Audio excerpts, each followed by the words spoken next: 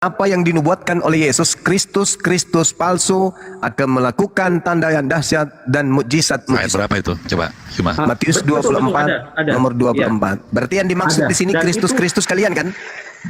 Itu yang membedakan apa, Bang? Ayat setelahnya itu harus dibaca, Bang. Iya. Yang membedakan adalah buah-buahnya. Enggak ada dalil yang kayak gitu, enggak ada. Yang membedakan buah-buahnya, Bang. Saat yang membedakan buahnya apa? Buahnya memanggil aku Tuhan, bernubuat pakai namaku, mengusir setan pakai namaku, bermujizat pakai namaku. Pada hari terakhir aku akan berterus terang kepada mereka, enyahlah daripada aku, kalian semua adalah pembuat kejahatan. Lanjut, aku Bang. tidak mengenal kalian. Lanjut. Apanya? Ayat setelah itu dilanjutkan, Bang. Apa lanjutannya? Lah, ini dia. Apa lanjutannya? Lanjutannya itu apa? Penandanya adalah dari buah-buahnya, Bang. Lah itu buahnya. Buahnya memanggil aku Tuhan, bernubuat pakai namaku, bermujizat pakai namaku.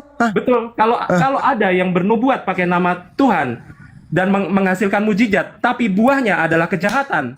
Buahnya adalah ketidakadilan. Ini. Dari buahnya kau dapat melihat kalau dia. Buahnya adalah kasih. Dari buahnya kau dapat melihat dia. Apa buahnya? Memanggil aku Tuhan, bernubuat pakai namaku, mengusir setan pakai namaku, mengadakan mujizat pakai namaku juga. Itu buah dari apa? Dari si penyesat. Bang Zuma, boleh dibaca ayat setelah itu? Itu ayat berapa, Bang Zuma? Ya. Boleh dibuka, diterbit, masih terbit. Ya. Masih terbit, boleh dibuka 15, Bang Padiga. Bang Zuma. Ya. Bang Padiga, Matius 7:15 sampai 23, Ya, Bang. boleh dibuka. Ya udah, Bang Little Big izin Bang bantu ditunjukin sama teman-teman Kristen biar belajar mereka. Ya. Monitor. Saya minta ayat selanjutnya, Bang. Matius 7:15 sampai 23, Bang, biar kita tahu buahnya itu kayak mana. Tuh. Ya. Matius 7. Nggak usah keluar Bang Padiga, nggak usah keluar aplikasi, lihat aja ini Bang. Oke. Saya bantu ajarin nih, keren nih ya pengajaran yang ini nih, pengajaran sesat nih, silakan. Boleh, mana? Matius 7. Kita mulai dari nomor 22 lah ya. Pada hari terakhir, banyak orang akan berseru kepadaku, Tuhan, Tuhan, bukankah kami bernubuat demi namamu, mengusir setan demi namamu, dan mengadakan banyak mujizat demi namamu juga? Pada waktu itulah aku akan berterus terang kepada mereka dan berkata, aku tidak pernah mengenal engkau. Lanjut. Hanyalah daripadaku kamu sekalian pembuat kejahatan. Tidak bisa lanjut karena habis. Lanjutkan, Bang. Enggak. Dari sini, dari sebelumnya. Nih. Ya. Dari perikopnya. Ya. Nah, Boleh. waspadalah terhadap nabi-nabi palsu yang datang kepadamu dengan menyamar seperti domba, tetapi sesungguhnya mereka adalah serigala yang buas. Dari buahnya lah kamu akan. Izin Bang, izin perikopnya pengajaran sesat ya. Dari apa, Bang? Hal pengajaran yang sesat. Nah itu. Izin saya sapa dulu Bang Ardi, jangan sampai bukan Bang Ardi ini. Assalamualaikum Bang Ardiansa. Waalaikumsalam Oke, asli lanjut Bang. Waalaikumsalam warahmatullahi wabarakatuh. Gurunda Waalaikumsalam. Waalaikumsalam. Boleh teman-teman semuanya. Lanjut Gurunda. Boleh dibaca tadi, Bang, Baca ayatnya. lagi ya. Dari buah-buahnya lah. Dari buahnya lah kamu akan mengenal mereka. Iya. Dapatkah orang memetik buah anggur dari semak duri atau buah ara dari rumput duri? Demikianlah setiap pohon yang baik menghasilkan buah yang baik. Buahnya. Bang Padiga jangan Sedang pohon yang tidak baik menghasilkan buah yang tidak baik. Izin, Bang. Mungkin pohon yang baik Bang itu Litel. menghasilkan buah yang tidak baik. Jangan disambut-sambut kayak gitu Bang. Itulah. Tidak mungkin pohon yang baik menghasilkan buah yang tidak baik ataupun pohon yang tidak baik menghasilkan buah yang baik. Itulah yang Setiap pohon yang tidak menghasilkan buah baik pasti ditebang dan dibuang ke dalam api. Nah ini janjinya nih. Nah dari buahnya lah kamu akan mengenal mereka. Bukan setiap orang yang berseru kepadaku, Tuhan, Tuhan akan masuk ke dalam sorga, melainkan dia yang melakukan kehendak Bapakku yang di sorga. Iya dari buahnya. Pada hari terakhir banyak orang akan berseru kepadaku. Nah ini kan kembali lagi, Tuhan, Tuhan, Tuhan, Tuhan, bukankah kami bernubuat demi namamu, mengusir setan demi namamu, dan mengadakan banyak mukjizat demi namamu juga? Pada waktu itulah aku akan berterus terang kepada mereka dan berkata, aku tidak pernah mengenal kamu, hanyalah daripadaku kamu sekalian pembuat kejahatan. Di sini tidak ada cerita orang membunuh, menipu, nggak ada. Bentar dulu Bang Little Big, saya kasih kesempatan Bang Zoma untuk menjelaskan Matius 7:15 sampai 23. Biar teman-teman Kristen ya silakan Gurunda. Ya. Jadi gini, Yesus berkata kepada muridnya Bani Israel, bukan kepada orang Kristen, pengikut Paulus. Hei murid-muridku Bani Israel, waspadaki kepada nabi-nabi palsu yang datang kepada taklek dengan menyamar seperti domba. Artinya non Yahudi ngaku Yahudi, domba itu hanya Bani Israel. Yang digelari yang digelari domba hanya Bani Israel. Kristen bukan kemudian domba. Ingat itu. Pak, Di dalam saya 2 Petrus 2, dengar, 2 Petrus 2 nomor 20, 21, 22, Kristen disebut anjing dan babi. Maaf sekali, maaf. Maaf ya, maaf. Ya, di mute terus. Maaf, diam dulu. Di dalam 2 Petrus 2 nomor 19, 20, 21 Kristen disebut anjing dan babi. Sedangkan tidak ada dikatakan waspadalah kepada domba-domba yang datang kepadamu nyamar menjadi anjing. Tapi yang ada, waspadalah kepada nabi-nabi palsu yang datang kepadamu menyamar seperti domba, tetapi sesungguhnya mereka adalah serigala yang buas. Dari buahnya kamu akan melihat mereka, mengenal mereka. Ya. Jadi orang Yahudi diajarkan untuk melihat non-Yahudi yang datang berpura-pura menjadi Yahudi. Satu-satunya kelompok di atas muka bumi ini yang bukan Yahudi, nyamar-nyamar Yahudi, hanya Kristen. Islam tak ada, Paulus Hindu tak Yahudi bukan? ada, Buddha tak ada. Cuma Ya. Paulus Yahudi atau bukan? Paulus orang Yahudi bukan? Yahudi.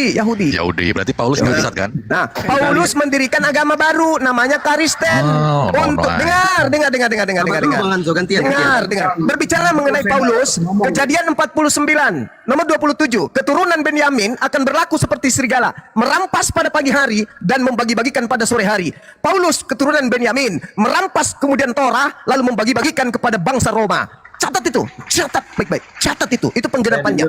Lalu diam dulu. Makanya kalau saya menjelaskan, Anda diam dulu, catat, nanti Anda tanggapi, oke?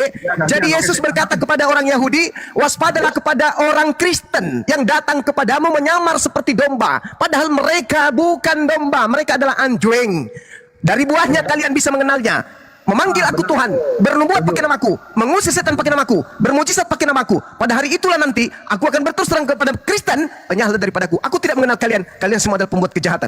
Pertanyaan saya, salah nggak narasi saya mengatakan ini Kristen? Satu, alasannya, Kristen bukan domba. Kristen tidak dikenal Yesus. Kristen memakai nama Yesus.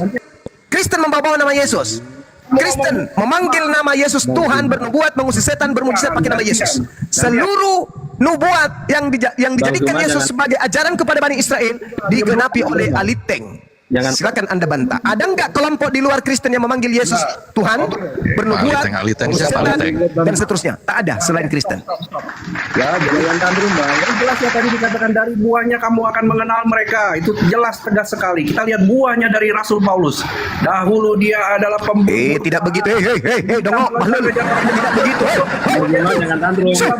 Tak ada buahnya begitu. Udah dibacakan buahnya tadi, udah dibacakan buahnya. Memanggil aku Tuhan, bernubuat, mengusir setan, bermujizat. Oh, buahnya buah sakar kok dibawa. Udah jelas kok dalilnya. Itulah bahasanya itulah. Nah, buah cinta kasih. Kalian itu buah-buah ingin kedamaian, menyesatkan atau orang buah-buah lain. pembunuhan. Mereka ketika datang Buah-buah memakai namaku penciptaan. menyesatkan banyak orang. Ini yang kamu sedang praktekkan. Buah dari nabi palsu memanggil aku Tuhan, bernubuat pakai namaku, bermujizat pakai namaku, usir setan pakai namaku. Nah, Itu siapa?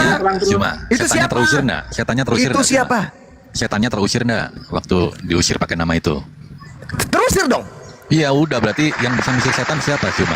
Iblis bisa ngusir iblis? Mana ada? Ah. Ada aja.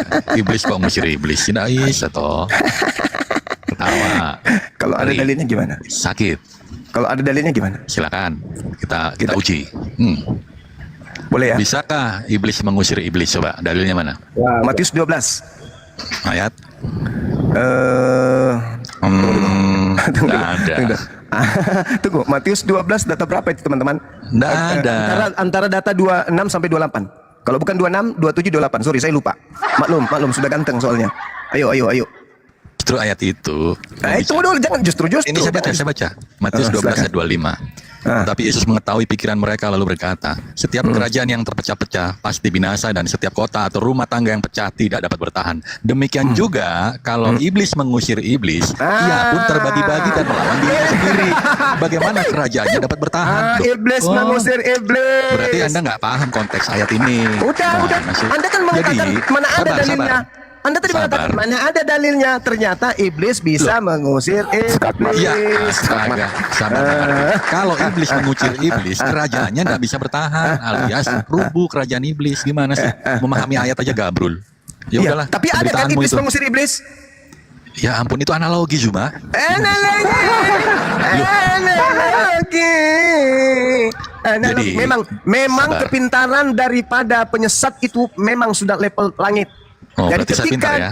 Ya kamu pintar. Oh iblis, jangan dibilang bodoh iblis itu. Tidak jadi iblis kalau bodoh. Bagaimana bisa menyesatkan seorang profesor, kompresor, kontraktor, kalkulator kalau dia tidak pintar? Iblis itu pintar. Tapi yang pasti saya patahkan argumentasimu, tak ada iblis mengusir iblis.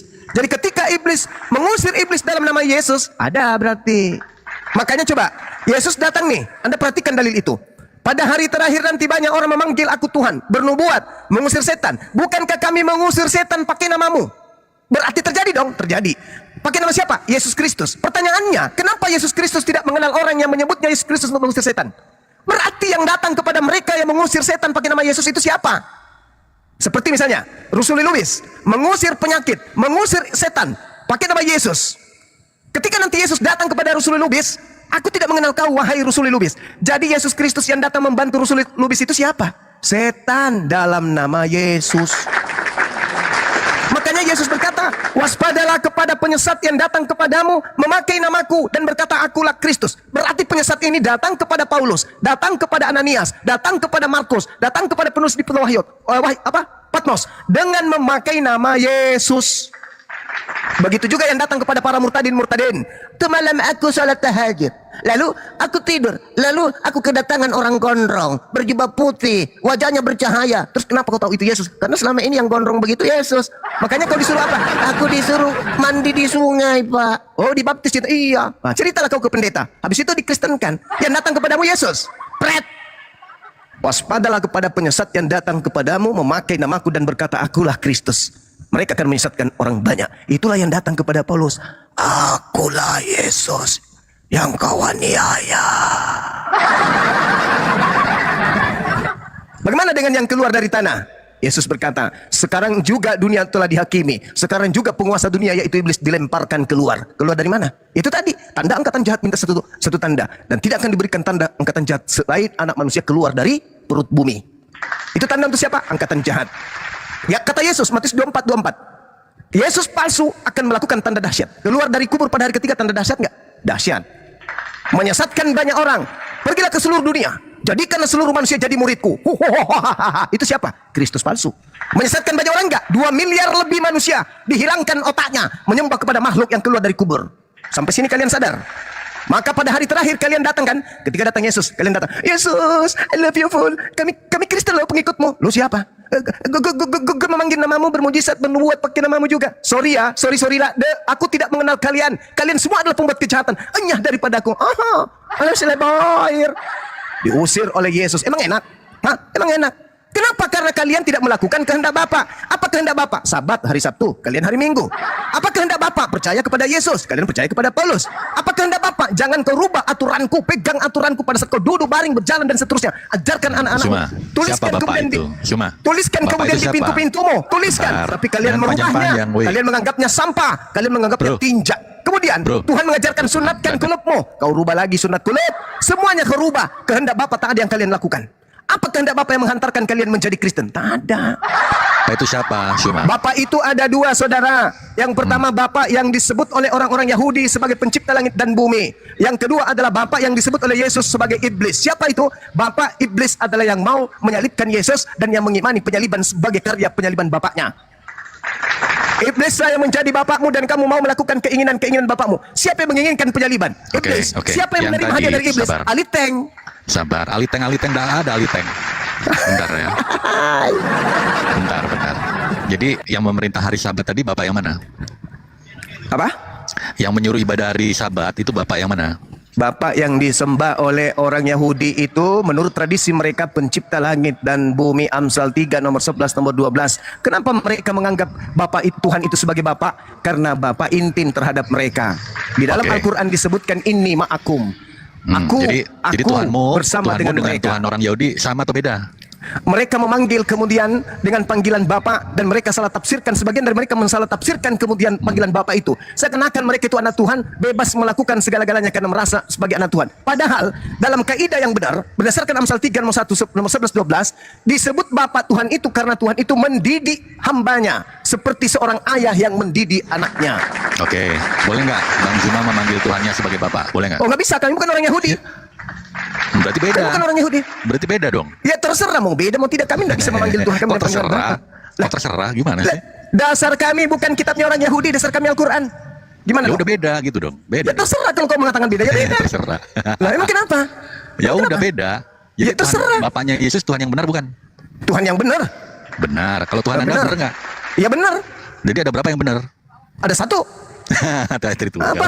Kenapa? Ada satu. Tadi katamu Tuhannya Yahudi beda, ya kan? Siapa yang mengatakan beda? Oke, berarti sama. Tuhan mereka adalah Loh. pencipta langit dan bumi. Dengar dulu. Macet. Mereka memanggilnya Bapak berdasarkan Amsal 3. Oke, jangan diulang-ulang narasinya. Ya, jangan diulang-ulang. Anda ingin Jangan memaksakan, Anda ingin memaksakan seakan-akan Tuhan Anda dengan Tuhan Yahudi sama dan Tuhan yang umat Islam beda, betul? Iya. Kalian ingin menggunakan Cuma- tipuan. Hei, dengarkan. tipuan? Dengarkan saya. Ketika kemudian Al-Quran mengatakan bahwasanya Qulu amanna billah wa ma unsila ilaina wa ma unsila ila Ibrahim wa Ismail wa Ishaq wa Yaqub wal asbat wa ma utiya Musa wa Isa wa ma utiya nabiyyuna min rabbihim la nufarriqu baina ahadin minhum wa nahnu lahu muslimun. Ini konsep kami. Ini konsep kami. Tuhan yang kami sembah adalah Tuhan yang disembah oleh Nabi Ibrahim, Ismail, Ishak, Yakub, Musa, Isa. Mereka memanggilnya Bapak, terserah mereka. Mereka memanggilnya Tante, urusan mereka. Yang pasti bagi iman kami, yang disembah oleh Ibrahim dan anak-anaknya, yang disebut dalam Al-Quran sebagai Allah, itulah Tuhan yang kami sembah, tak ada yang lain. Mereka mau memanggilnya Tante, mau memanggilnya Bapak, mau memanggilnya Opung, itu urusan mereka. Yang pasti kitab suci saya mengatakan, Qulu amanna billah. Oke. Berimanlah Lanjut ya. kalian. Kami beriman kepada Allah. Oke. Jelas toh? Hari ibadahnya Bapak di situ hari apa tadi? Sabat ya? Mereka Betul, Cuma. orang-orang Yahudi diajarkan ibadah Sabat. Siapa yang mengajarkan kalian ibadah Minggu? Siapa yang ngajarkan hari Jumat? Coba. Allah Subhanahu wa taala menjelaskan dalam Al-Qur'an, Jadi ya sama atau beda? ayyuhalladzina amanu idza nudiya lis-salati min yaumil jumu'ah. Panjang kali lebar. Jadi sama atau beda? Tuhan memerintahkan kepada Yahudi Sabat, Tuhan memerintahkan kepada kami Jumat. Beda ya? Beda ya?